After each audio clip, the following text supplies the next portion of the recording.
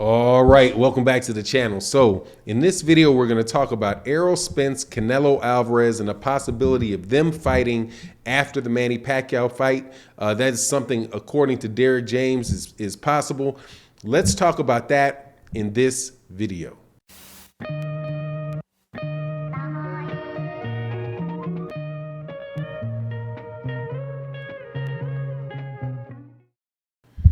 All right, welcome back to the channel. Before I get into the subject matter of the video, please make sure to subscribe to the channel if you're not already subscribed. Also, share the video, like the video, it would be greatly appreciated. So let's get into it. This video is going to be the tale of the two paths for Errol Spence Jr.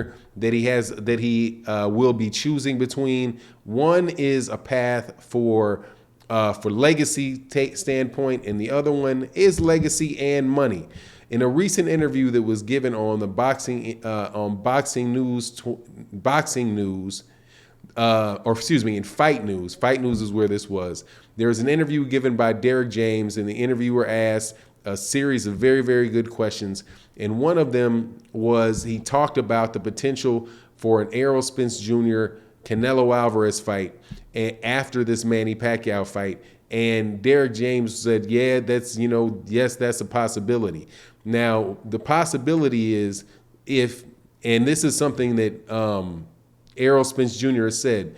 Errol Spence Jr. right now is fighting Manny Pacquiao for not even for an undisputed, not for a unification fight. He's just defending his IBF title and his WBC title against Manny Pacquiao.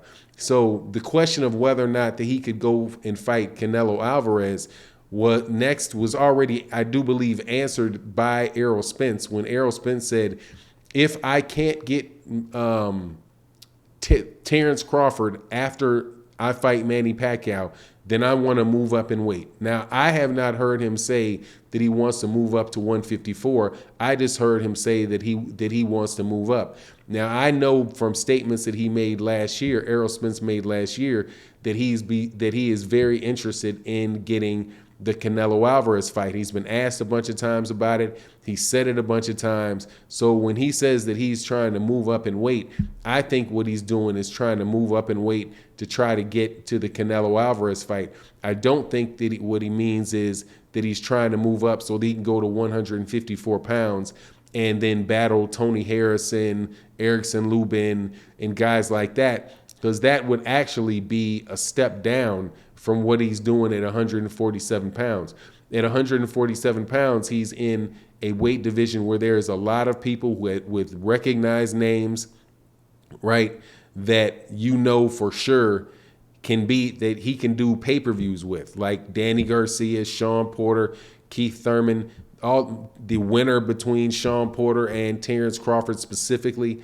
And that is a pay-per-view fight. So I know that Errol Spence Jr. is looking towards making the most money, but at the same time having the big legacy. Now, the problem with him trying to get going for undisputed is that you can't get undisputed in just one fight.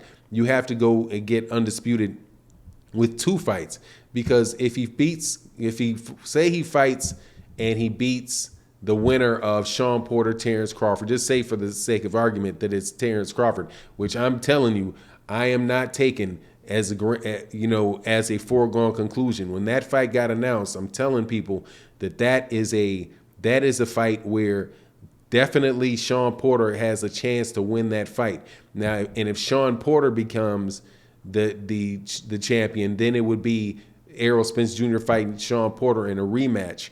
But say he gets past Sean Porter in the rematch, or he gets past Terence Crawford, that's still not undisputed, because he wouldn't have the WBA belt. The WBA belt is held with Yordenis Ugas, and I can't even remember who it is that Yordenis Ugas is fighting, but there would be another fight right there for Yordenis Ugas. And I'm not 100% convinced that Yordenis Ugas is really going to be a big pay-per-view fight.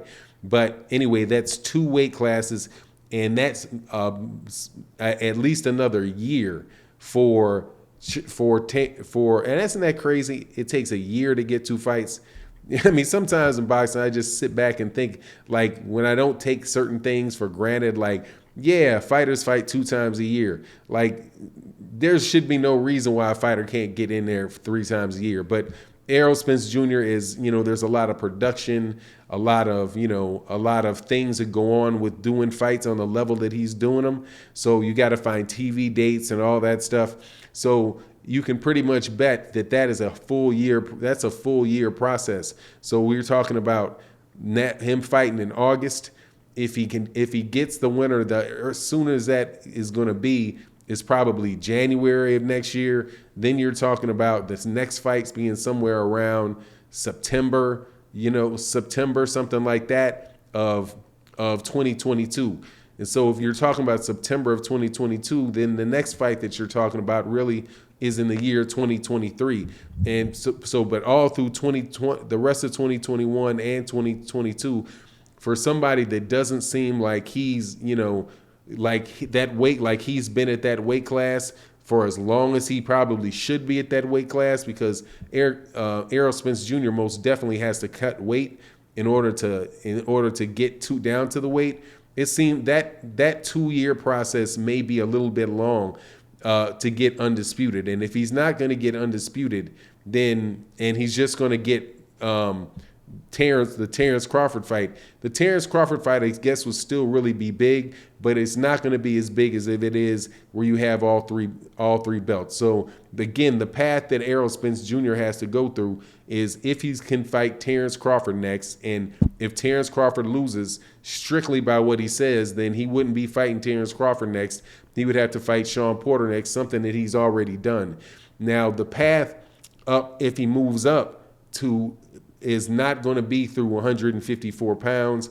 I don't believe it looks like he's targeting directly at Canelo Alvarez. Now, the Canelo Alvarez fight, to the questions of whether or not that's a realistic thing or not, I absolutely believe that the Errol Spence Jr. versus Canelo Alvarez fight is real and is the biggest fight that can be made for either one of those fighters. And Errol Spence Jr. might actually be the only person that can get Canelo Alvarez off of his prima donna like demands that he has for the fight, because Errol Spence Jr. would have proven that he is a pay-per-view phenomenon in and of his own right, and having done, what is it, I think this one right now is his third or fourth pay-per-view. I think it might be his third pay-per-view. I know for sure Mikey Garcia was on pay-per-view. Sean Porter was on pay-per-view. Yep. Then Danny Garcia was on pay-per-view. So now he's looking at his fourth pay-per-view with Manny Pacquiao. And if he beats Manny Pacquiao, that's kind of like Errol Spence Jr. said before, is a pass the torch type of moment. That is something that would put him, if not completely on par with Canelo Alvarez, definitely in the well within the 60-40 realm, and we might actually get to see Canelo Alvarez in a big fight. So I like that they say it's a possibility. As a matter of fact, I think it's more than a possibility. I think that to a certain extent, it's a plan. So you let me know what you think in the comment section, and with that, I'm out. Peace.